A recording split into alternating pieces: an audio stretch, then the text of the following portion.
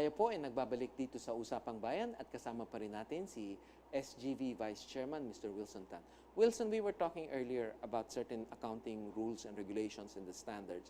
Paano ho naman yung, nabanggit nyo rin yung integration? Pakipaliwanag nga ho nyo yun. Okay. Paano? Ngayon kasi, ang mga financial reports natin, ang kakapal na. So one of the thrusts ng mga international accounting standards bodies is to make the communication better. In fact, for the next 5 years, ang thrust ng International Accounting Standards Board is to come up with rules on how to better communicate through the financial statements, how the financial reports are prepared, ano yung grouping ng financial items. Kasi sa kapal ng financial reports, kuminsan tinatamad ng magbasa yung tao. No? So there are a lot of developments going on right now. Sinabi ko nga doon sa isang forum na inatinan ko, sabi ko, nandiyan na yung advent of new technologies. Paano mo i-audit yung blockchain?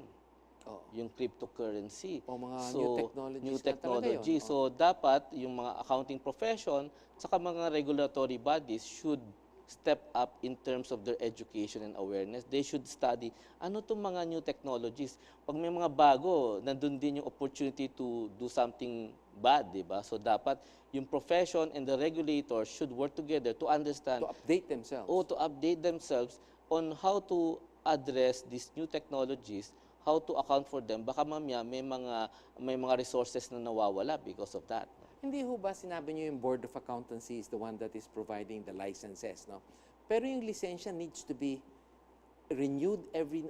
How often does that get renewed? And do you need to get points or accreditation every time you need to get a renewal? Ano ho bang mga requirements? Sa CPA, every 3 years, nire-renew yung accreditation and you have to log in, I think, 120 units or hours of seminars. No? Meron silang criteria to be able to get the license renewed every 3 years. So part ng continuing education yan kasi hindi naman dapat stagnant yung skills natin. Ito yung sinasabi mo na ma-update sila sa mga new technologies, new changes in regulations and things like that. Yeah, kasama po yan. Pero sana yung ding seminar or content yan dapat din ma-update to be at par with what's going on in the economy.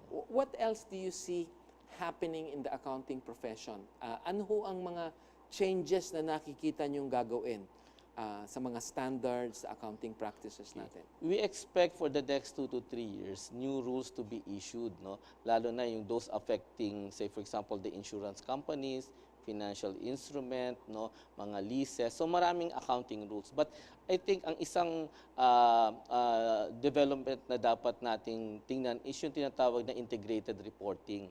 Kasi pag sinabi mong integrated reporting, hindi lang financial statement ang tinitingnan. Dahil sa isang company, may study nga, George, na in 1975, pag tingnan mo yung value ng company, 80% ng value ng company nasa balance sheet. Ito yung mga hard asset.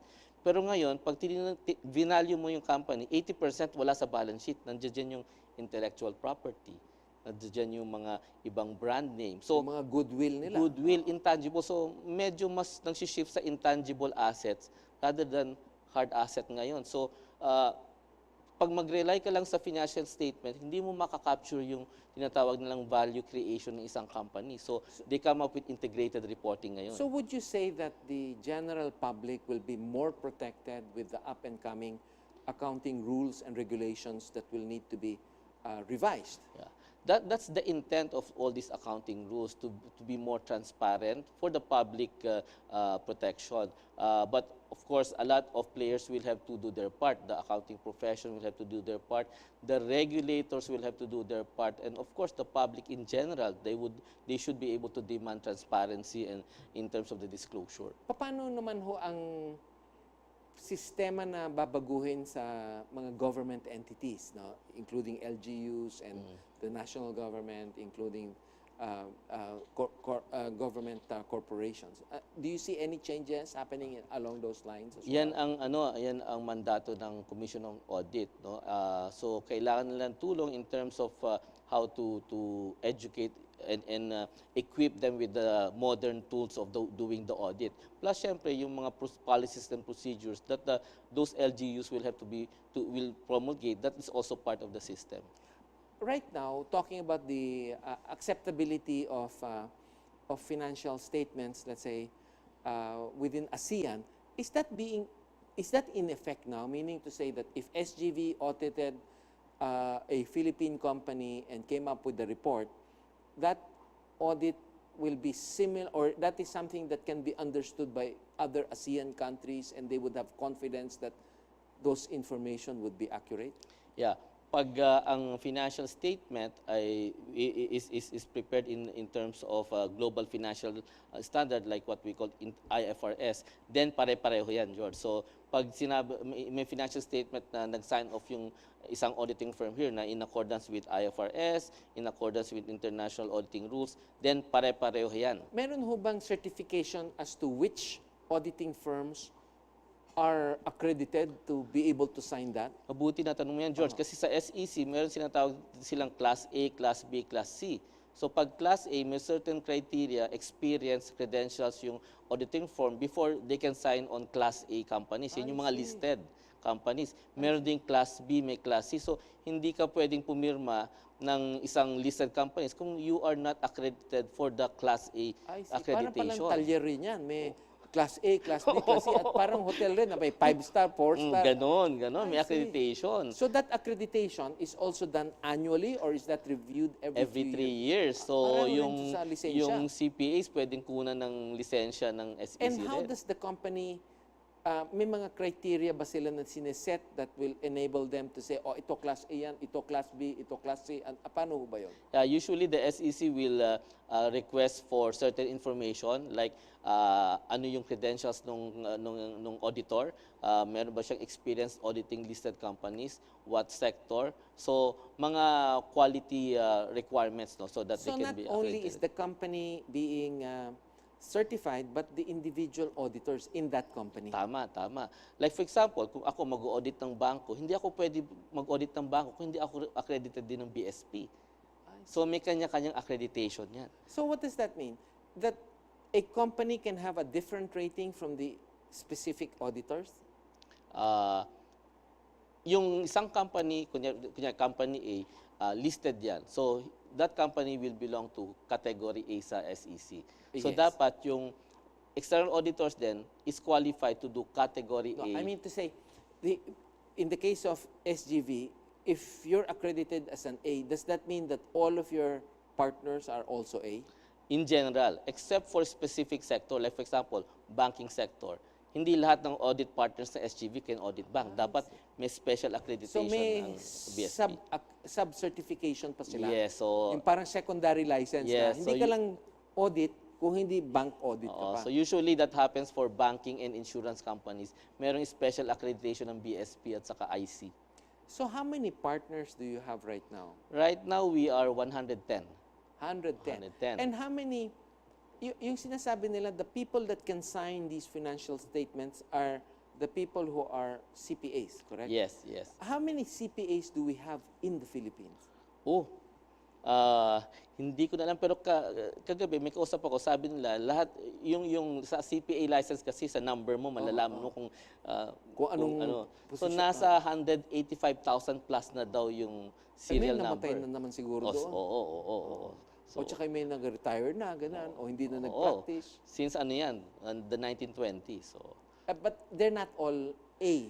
not all A. I see. And not all of them are active also. So I see. Well, we're almost at the tail end of our program. Would you like to say something or address our audience on, the issues that are, important to the accounting profession, and what we should ask for the government to do to further strengthen the protection of the public through accounting? Okay. I think the accounting profession plays a very vital role in terms of the corporate governance as well as the investors' confidence. No? So it is incumbent upon the accounting profession to continue to reinvent itself. Okay. There are a lot of developments in the market, so the accounting profession should be able to step up and to be able to address the concerns of the public in so far as giving reasonable assurance on those transactions. But the accounting professions cannot do it on its own. Kailangan po ng tulong ng regulators, okay, in order to come up with relevant rules and regulation to govern the profession as well as the business profession or the business environment as a whole. Meron na ho bang nabilanggong CPA dahil kasi siya po ay hindi niya ginampanan yung kanyang tungkulin na ma-present ang tamang financial statements and other accounting reports? To my recollection, I don't know of any, but I know that there have been accountants or CPAs where their licenses have been canceled and meron ding penalty. Ano ho ba yung mga penalty na yan? Financial penalty? Financial penalty, aside from you cannot sign reports, no? So sometimes your license will be revoked. So may mga financial penalties kasi yung mga regulators, they also exact financial penalties based on any deficiencies that they noted. Well, obviously, SGV is not the only auditing firm in the Philippines. But I wanted to ask, in general, I've seen reports, no, yung nakapirma yung auditing firm. Yes. Are the ones signing it only, they have to be the partners or anybody who's within the firm who's a CPA can sign? Okay. Ang maganda sa auditor's report ngayon, nire-require na nila yung na mismong audit partner, nandun yung pangalan. Before, mga 10 years ago, basta wala, SGV lang lahat SGV yan. lang. Pero ngayon, kung sino yung pangalan, kung ano yung pangalan ng audit partner, license number, accreditation number, nandoon. Kaya pag may nakitang, okay, itong financial report, Siya mananagot. Siya mananagot. Pero hindi nga, kung halimbawa hindi pa siya partner, manager lang siya, or basta may CPA, pwede ba siyang pumirma o hindi? Sa SGV, dapat audit partner ka. I see. Pero yung CPA na yon, pag kunyari, he can put up his own accounting firm, then he can sign. I see. I think there is a requirement of 3 years of relevant experience before you can sign. I see. So, sa makatuwid, ang ibig lang sabihin yan ay that is an internal rule of SGV that it's a partner that signs, but in reality, a qualified CPA can sign on their own.